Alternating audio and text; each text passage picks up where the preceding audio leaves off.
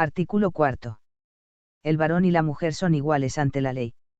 Esta protegerá la organización y el desarrollo de la familia.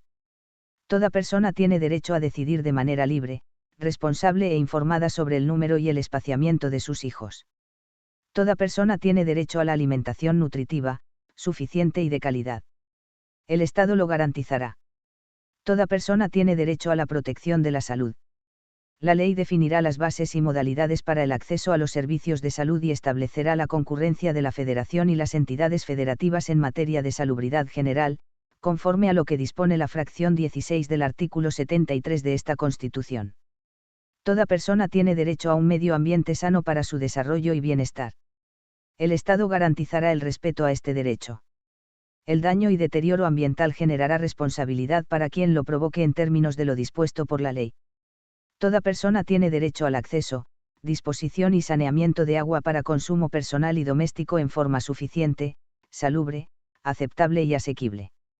El Estado garantizará este derecho y la ley definirá las bases, apoyos y modalidades para el acceso y uso equitativo y sustentable de los recursos hídricos, estableciendo la participación de la Federación, las entidades federativas y los municipios, así como la participación de la ciudadanía para la consecución de dichos fines.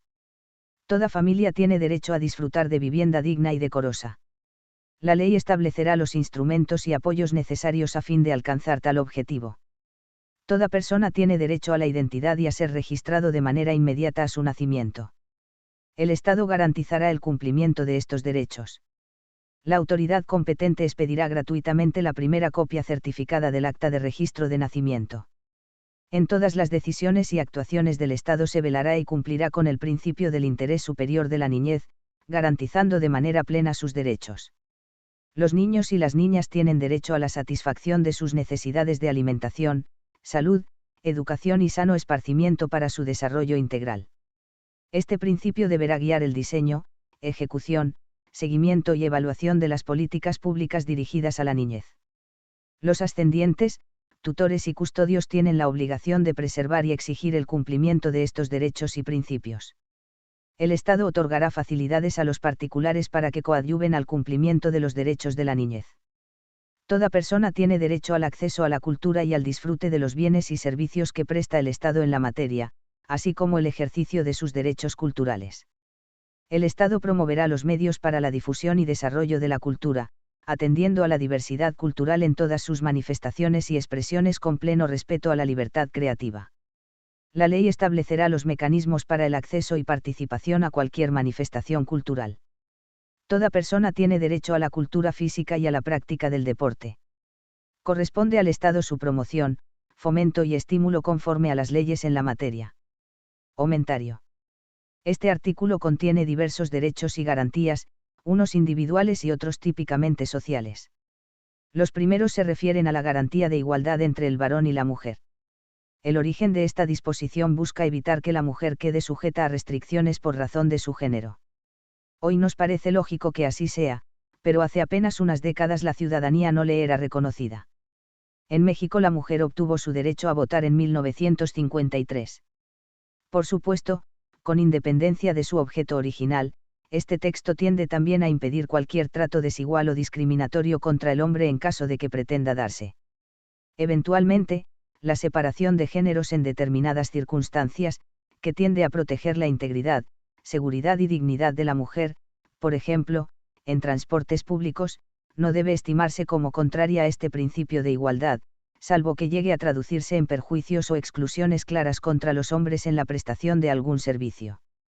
La referencia a la familia ligada a la igualdad entre el varón y la mujer, supone que el constituyente consideró a la familia sustentada en la unión de personas de género distinto. No obstante, la jurisprudencia de la Suprema Corte ha modificado esta concepción original al admitir la constitucionalidad del matrimonio homosexual. El segundo párrafo asegura a toda persona el derecho a decidir sobre el número y espaciamiento de sus hijos. En primer término, se pretende que el Estado no pueda imponer restricciones a la procreación y que la planeación familiar no comprenda medidas forzosas para reducir el número de hijos. Por otra parte, debe considerarse que la Constitución no impone la obligación de continuar un embarazo no deseado por la mujer. Así, las disposiciones legales que permiten el aborto en ciertas condiciones tienen a su favor esta norma, de manera que tales leyes no pueden considerarse inconstitucionales. La libertad de decidir de manera libre sobre el número y espaciamiento de los hijos, es decir, el tiempo que debe mediar entre el nacimiento de un hijo y el del siguiente, contiene la posibilidad de abortar, sin que el Estado penalice tal conducta.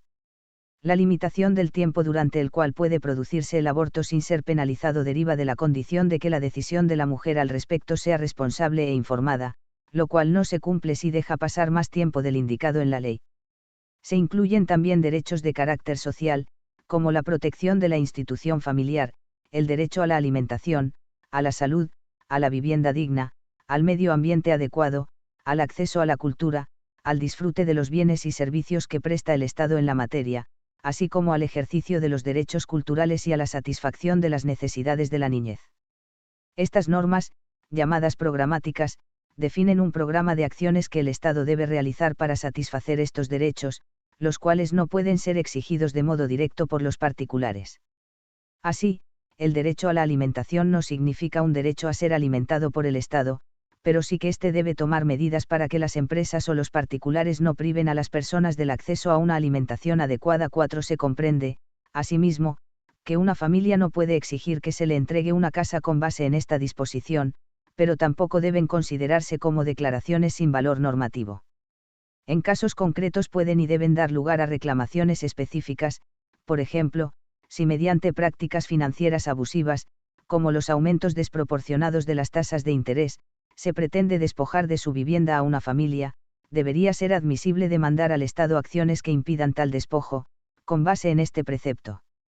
Este tipo de artículos se estiman como una orden que el poder constituyente da al poder legislativo para que atienda determinadas necesidades sociales. Por eso, al hablar de la vivienda como un derecho de las familias, señala que la ley establecerá los instrumentos y apoyos necesarios.